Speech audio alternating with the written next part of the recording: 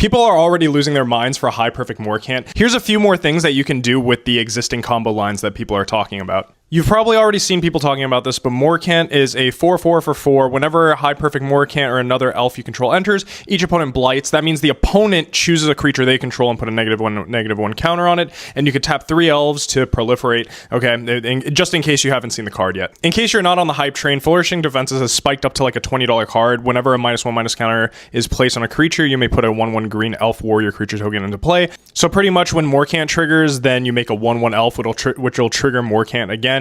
And essentially it becomes an asymmetrical board wipe that gets around indestructible and hexproof because it's your opponent that has to put the counters on. So far, I haven't seen anyone talking about how far you can actually take this combo. And before I just show you another card that just outright wins the game with these other two cards, make sure you're following along if you like MTG content. So Morcant and Flourishing Defenses provides a pseudo infinite combo. Pretty much you wipe the board, it's asymmetrical, you make a bunch of 1/1 dudes, and like if you have like a Court Calling or something, you just convoke out like a Craterhoof Behemoth and probably win from there. But if you have this Ivy Lane Denizen out, every time a green creature enters, you put a +1/+1 counter on target creature, which means that if you have any opponent with a creature that has 2 toughness or more, every time you trigger Morcant and make the 1/1 elf, then you add a +1/+1 counter to somebody's creature, and then you actually just get infinite elves.